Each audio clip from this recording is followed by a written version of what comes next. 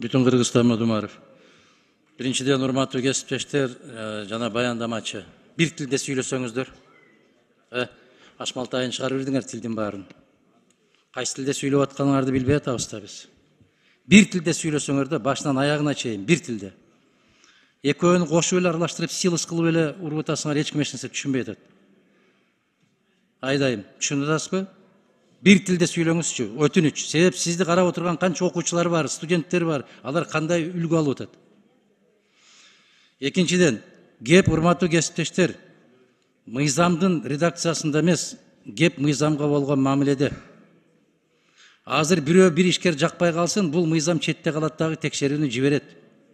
Барат текшерүү. Эртеңден баштап текшеребиз дейт. Сиздер ушул жагыны бөгөт коюу боюнча, ишкерлердин укугун коргоо боюнча кай беренеде кандай ыкмаларды киргиздиңер, айтыңызчы. Кандай кепилдиктер бар? Ишкерлер ушундай текшерүүлөрдөн сыртта деген кайсы кепилдик бар? Биринчиден, бул мыйзам менен текшерүүнүн атайын тартиби бар. Тартип боюнча ар бир текшерүүчү орган өзүнүн квартальный планын бекитет, кварталдык планын. Кварталдык планын алкагында экономика министрлигине жөнөтөт, биз бекитебиз.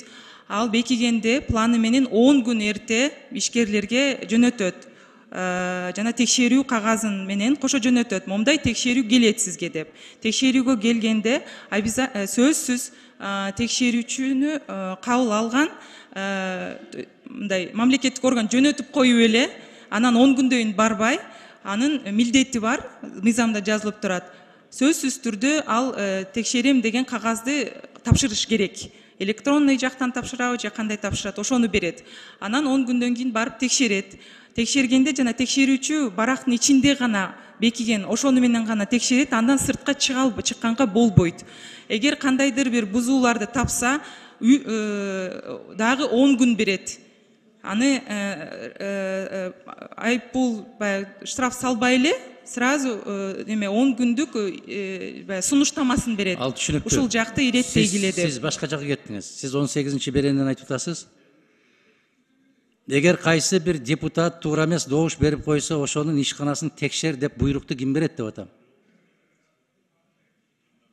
Мындайча айтайынчы. Мыйзам иштеш керек да. Кай жерде иштейт ал мыйзам? Могу жердеги отурган ишкербиз деп отурган, же үй бүлөмдө ишкерлер бар дегендер эмне үчүн калчылдап отурушат, билесизби? Текшерүүдөн.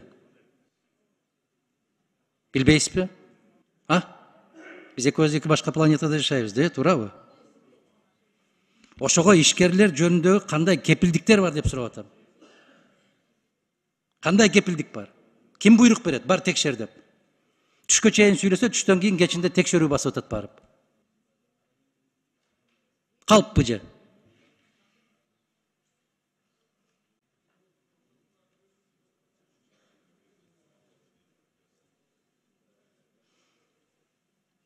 Ошол кепилдиктер жөнүндө сөз кетип баратат. Мен ошону сурап атам сизден. Мыйзам бар, мыйзамда тартип жазылган, мыйзамдын так аткарылышын башкы прокуратура карайт. Прокурор өзү жиберип атпайбы, бар текшер деп?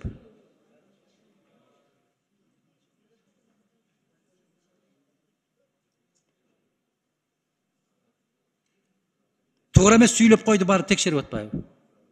Туура эмес добуш берди, барып текшерип атпайбы? Безилдетип атпайсыңарбы? Коркутуп атпайсыңарбы? Чөгөлөтүп атпайсыңарбы?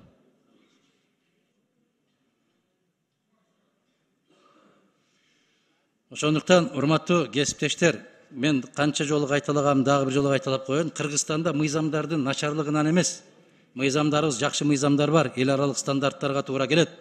Ошол мыйзамдардын аткарылышы жөнүндө сөз кетип баратат. Ошол кепилдиктерди ким алат?